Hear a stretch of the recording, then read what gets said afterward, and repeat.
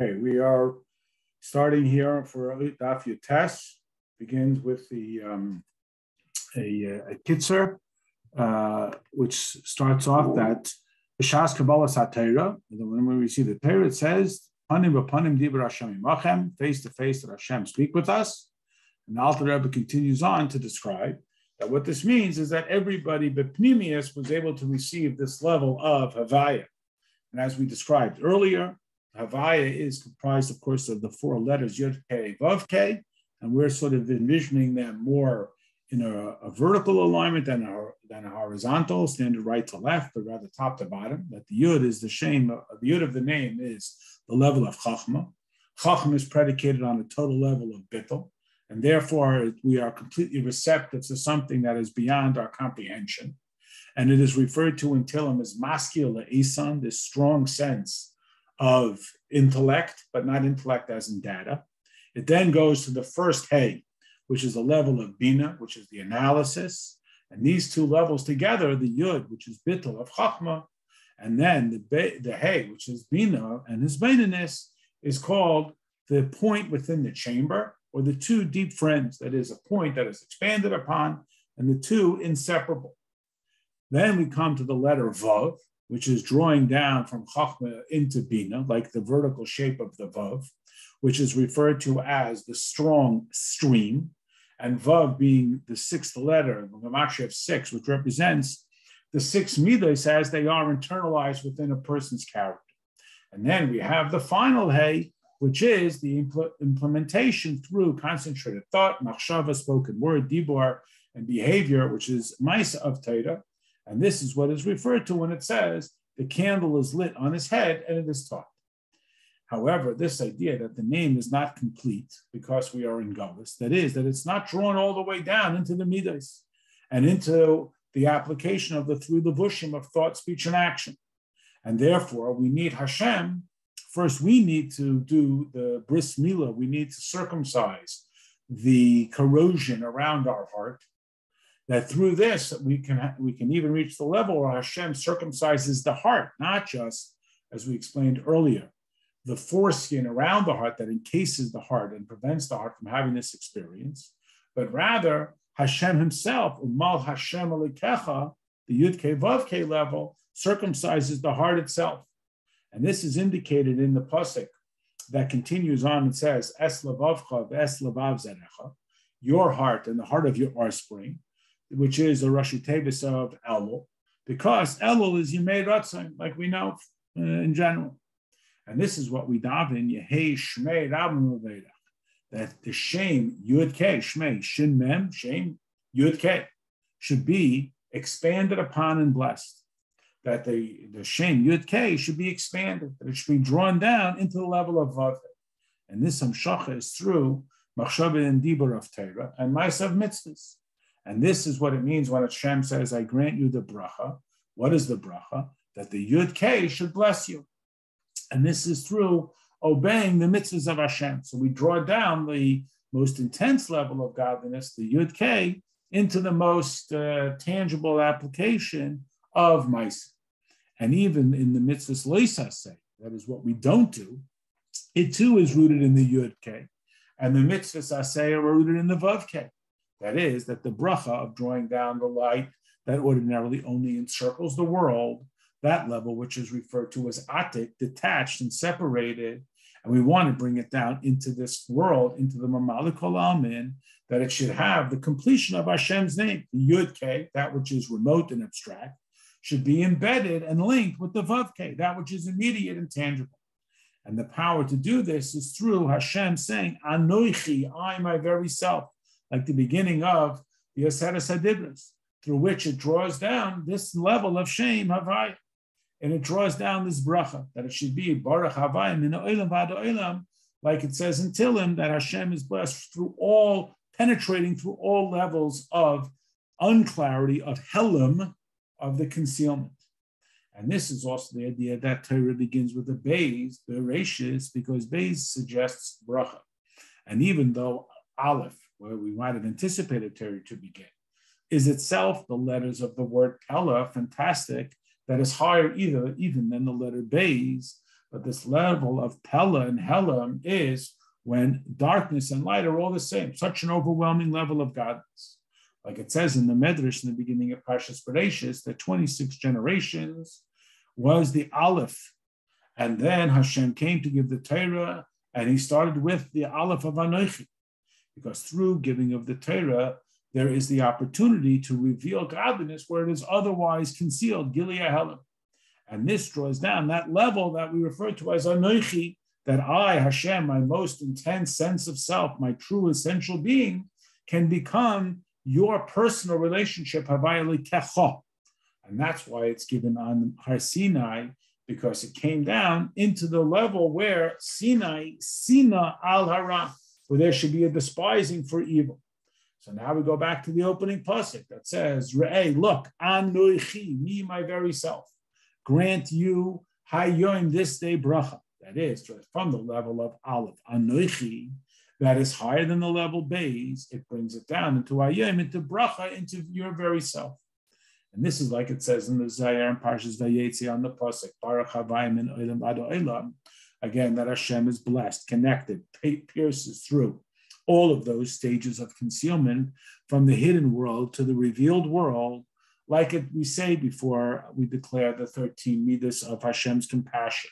Vayikra Havaya Havaya Hashem Hashem, that is, that we wish to unify and draw down the level of Havaya that is higher than Hishtalshalis, this level that is Atik, into the name Havaya, which is in the Seder Hishtalshalis, in the creation of the world. And this is what it means, Shmei Rabba Mevarech. The name of Yud Kei should become expanded and blessed or connected. And this is higher even than the bracha that the world was created with the letter Beis, which is the bracha that comes from Havaya via the Hishtalshalis Oilamas. But the bracha that we are discussing here is a level of Havaya that penetrates through all stages, not just creates the worlds, but it penetrates through the worlds. And this is what Hashem is offering us when he says, Re'ei Anochi, see me, Misha Anochi, me, my very self, that I grant you this day through Matan Torah, this opportunity for access, this bracha. And in order to draw down this bracha, it is effectuated by obedience to the mitzvahs of Hashem, Asher Tishmas mitzvahs Hashem. Like we say, Hayoim, Hashem says, that Mashiach is ready to come in B'Kei Tishmo, if we will listen to his voice. You recognize it from the Friday night davening and in the story of greeting Mashiach. And what is the weakening or the curse if you do not hearken to his voice? And this is to dispel the Ruach HaChitzonim, that is the Yetzer Hara, that will stand up against the bracha. And this is what we say, Asher Tishma, that you will listen. Im Tishma, if you will listen. Like we say that the curse will come if, because the bracha is not an if. Either way, ultimately the bracha is going to be achieved. But the curse is dangling there as a possibility. And this is what it means when it says, Vayevarech David es Hashem, that David blessed Hashem. You recognize it from the Yom. Of course, we say it in the davening. And those four letters that begin, those four words, are the Rashi Tevis of Vadai, certainly. That is Vadai, that's an absolute that the bracha will come. Then we start a new mimer. We're still on Daf Yotes, we're now on Amud Beis. The pasuk reads, Achrei Hashem Elokeichem Teilechu. You will follow after Hashem, and you shall revere. So the pasuk lists out 6 stages. 1, Teilechu, you should follow. 2, Tiro, you shall revere. 3, Tishmeru, you shall guard. 4, V'koila Tishma, and in my voice you shall hear. 5, you shall serve. And 6, and to him you shall attach. Now it says earlier that Hashem, your God, will test you to know. So our mission is to understand what is the value of tests. Now we know that the neshama, before it came down to this physical world, it was in the lofty spiritual worlds, like the pasuk in Menachem that says, by the life of Hashem that we stood before him. There it was total revelation of godliness. Then it comes down to this world where godliness is concealed. It's a lowly world where godliness seems distant and far away. What is the objective of this collapse, of this detachment? It's the nisyonis, it is the tests, and as well amplify that word, that come to a person, that occur because godliness is hidden, because there is a detachment from his life source through difficulties when a person may have in health or financially, and godliness is thus concealed. And the life force of Hashem and his sanctity, his kedusha, these become concealed either from internally or from external forces that seem to place an obstacle between a person's closeness with Hashem and his service.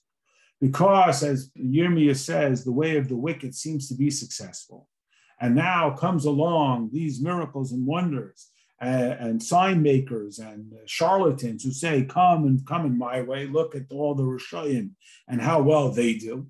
That there is this revelation, these miracles and these wonders, and there is this sort of exaltedness. And therefore they say, our hand is mighty. And they rise up like the gloating eagle. And a person has to have this extra strength to stand up against such a test, because it seems like all the evil people are thriving and not to, God forbid, waver. And this is the objective of the test, in order that we rise above them, that through them we will come to a level of knowledge, that is, that we will have this awareness and this sensitivity, we will recognize God via the vision and the grasping. That this das is from the level of vision, like it says, now you have been shown to know. And it is also that we see from our own flesh, echza, and echza means literally we see it, that just like a person senses his own life force. And it's as if he sees that which is giving his life, his body, its life, and without it, he knows that his body has no sustenance. To have that same type of awareness that he sees Hashem animating all around him. The reason, thus, for all of these tests is that they bring a person to this level of awareness. For tests, even though they mean that it is dragging the person down and godliness is hidden and it is concealing the divine life force and the sanctity, and godliness is hidden within all of this, like we say that God said that you should curse. This is a quote from Shul, talking about what appears to be Hashem instructing him to curse Davenim. And like it says in the Gemara, that when we were sent into exile into Bavel, Hashem came with us. That is, that godliness is still concealed in the authority of Bavel, that it seems to have the dominance, and that the Yidden are subservient to them. Now, the godly life that has come down to such a lowly level, where it is so deeply concealed, is rooted in the loftiest of levels, from the highest of highest levels, from the highest levels of holiness. Like we know about the common mashal of a fallen wall, that the top layer that was at one point the apex of the wall, when the wall collapses, it falls furthest from the base. It seems to be most detached. And therefore, the loftiest of the loftiest seems to be the most distant of distant. And when a person overcomes that test and stands up strong against all of those obstacles, he rips down all of these veils which conceal the divine light, so that it draws out the light and life force of Hashem from the hidden to the revealed. And it draws it down into being revealed within his very being, to bring him this level of das, of awareness and revelation of godliness.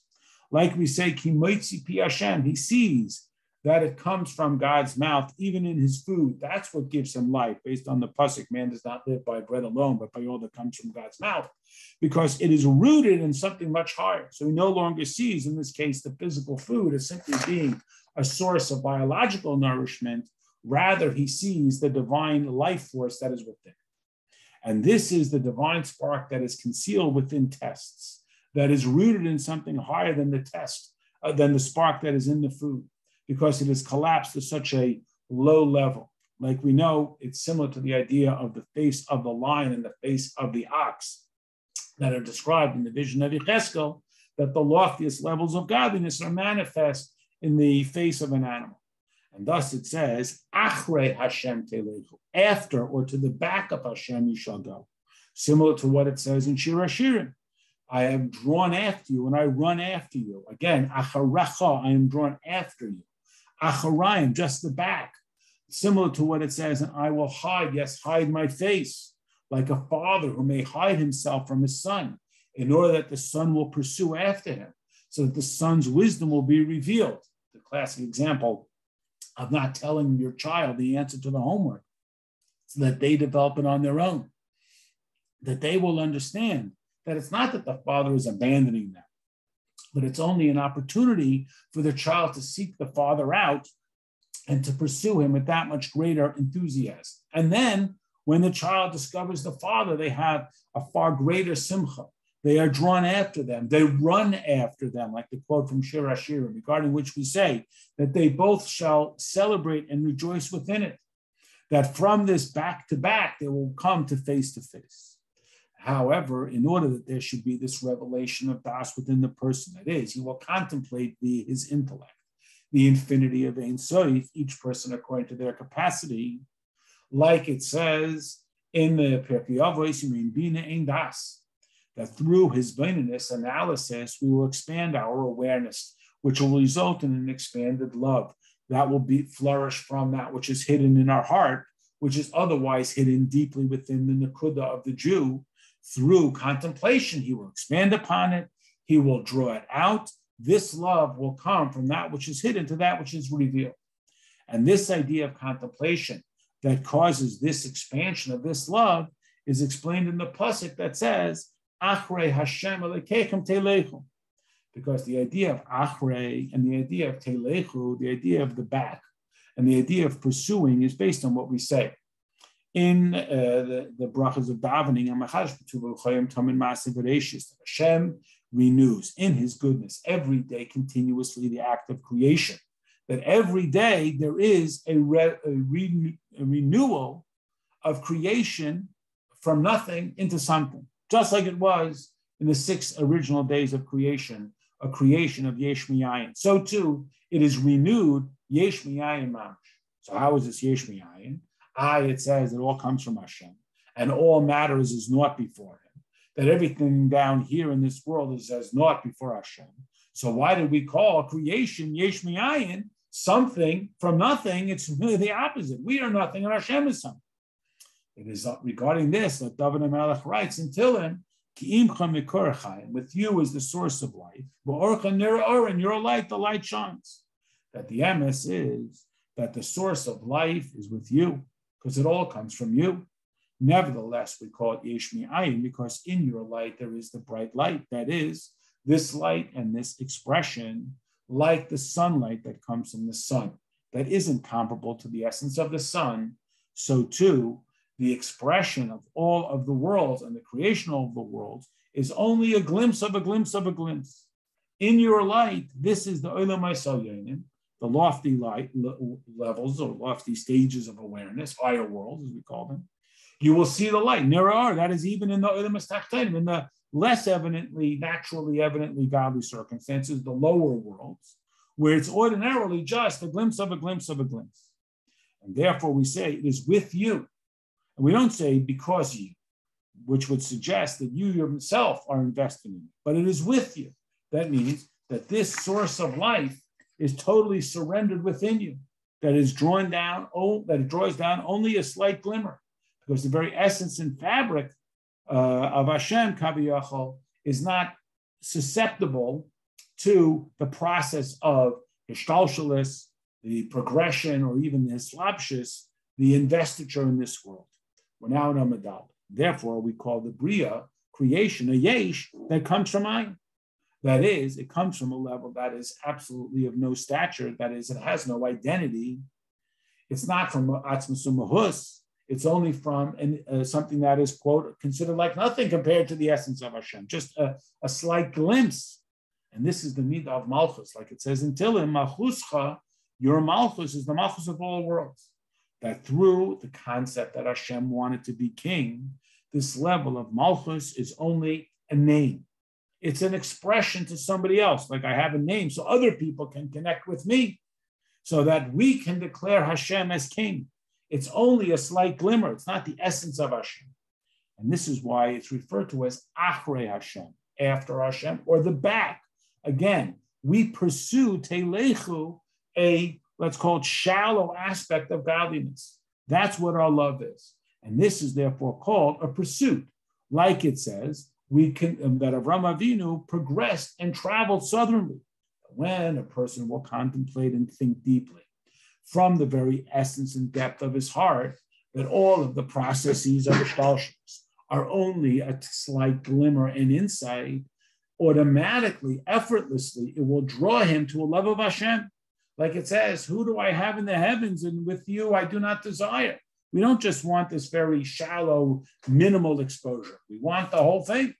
And since this level of journeying of love is from level to level, there's so many levels that they are indiscernible, and this level is far greater till it comes to no end, to have an alignment with Hashem, this fantastic alignment that is without end.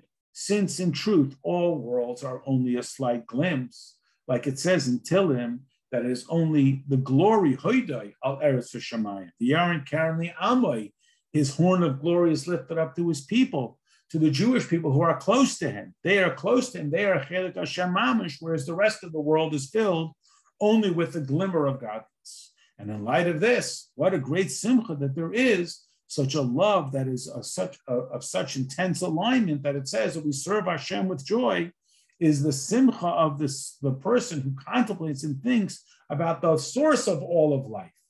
And this is what it says in Pirkei Avos, so the meaning of what it says, that it is preferable one moment of tshuva and good deeds in this world from all the world to come, because the world to come only gives you a glimmer of godliness. But the tshuva and maisim toivim, tshuva is to return the nefesh and reattach it to its origin and the source of all things. This is what it means in the pasuk that it says we didn't serve Hashem with simcha and tuv leid miroiv kol, because of the abundance. That is more than we had in Olam Haba, which is called a yoim shekuloi. That's the analogy aruch. And then we say v'oisai tiro, and him you shall fear. Going back to those 6 ideas that we are covering. This is the level of shuk. Now we got to go back after we get so excited. We went, now we have to return. We went and we traveled, like it describes of Ramavina, from level to level. What then is the shuv? What then is the callback? That's the tiru. That is the reverence of Hashem, that we become humbled, a profound level of yira that we experience when we are awed by the infinity of Hashem himself. No thought can grasp him. All bright lights are darkened before him, for there are various levels of yira, as we know. There is what's called yira chitzonius, that is, we see the glory of the king, and as a result, we become humbled because of the glory of the authority of Hashem. He's so overwhelming. Like it says, Elef alafim yishum shenu, thousands upon thousands will serve him, so we become awed by this. And that's why we say Yotza Or, where it again repeats and it describes this level of yira. Yotzir Mesharsim, he creates those who serve him. Bashem Mesharsim, Kulam Einim, they all stand. Umashmiim biyira, they hear with reverence. Kulam Ke'echad Einim be'ema v'Oimrim biyira. V'Fanim v'Chayis HaKodesh Barash Gadol, you recognize from the morning daven that the Jewish people receive from this level of yira is comparable to seeing all of the officers, all of the exalted people who are bowing before the king. So I too am prompted to do that. Now this level precedes the love, the desire to be close, that we draw down from this level, like we describe, Avos Olam Ahatanu, an eternal love, a love of this world. He loves us, and he aligns our hearts to love him. He chooses the Jewish people, B'Ahava. You recognize these as the brachas that precede the morning Shema and the Shachris. And in Kriya Shema itself, we draw out the highest level, when we declare, V'Ahavtas Hashem L'kecha. And regarding these levels of yira, that is described in the first bracha, and ava, that is described in the second bracha, it says, Achalti Ya'arim Devashi. Ya'ar is the forest. I have eaten in my forest is where all of the trees are, like we know. And these are the Atzei Shitim Oimdim. This is a reference to the acacia wood from whence they made the Mishkan. This is the Malachim, who are described as standing tall, like these tall trees, and stationary as well. And this is what we enunciate in the bracha of Yetzer Or, where we talk about the Malachim and how they stand, and the Yofanim, and so on, as we discussed. And then it says, this sweet honey, this is a reference to the level of a love that is total alignment, that we express in Kriya Shema, like we say, B'chol Levavcha, that down deep within our heart, even the most darkened recesses of our heart, there is a love that is racing within it, that it should become revealed. And b'chol nafshecha, all the keiches of our nefesh, starting from the loftiest, most personal levels of thought, b'chol me'yadecha, without any limit, absolute no holdback, a total alignment, when I'm in Daf Chaf, that has no end, that is simply a total celebration of godliness. And from this level of love, we come to a more profound, personalized Yira Panemius, a total bittul b'mitzias. And this is indicated in the bowing that we do during the following davening of Shemona Esrei. From the level of Yitzhar, where we talk about the Malachim and their reverence and their bowing down, it's still somewhat external. I see the angels bowing down, I too become prompted. However, in Shemona Esrei, we're talking about a total bittul of the neshama, a pneumistic bittul, that is to be a bittul b'mitzias mamish, because the Or Ein Sof himself, there is no thought outside of him, this level of Seviv Kol Almin. And then we say, like we say in the Yishtabach, V'Kadosh B'Shamayim V'Oretz, who is sanctified in the heavens and the earth. That Hashem, there's no heavens, there's no earth, there's no top, there's no bottom, no thing has any stature before him. It's all like Ruchnius. And therefore it draws down this level of bittul into the Gashmis, because it's all Ba'orcha, Nira Or, in your light, we see the light. In your light, which is a reference to Gan Eden Elyon, we see the light, which is a reference to Gan Eden Tachtain, and they are all only, again, a mild shadow of this level of godliness itself.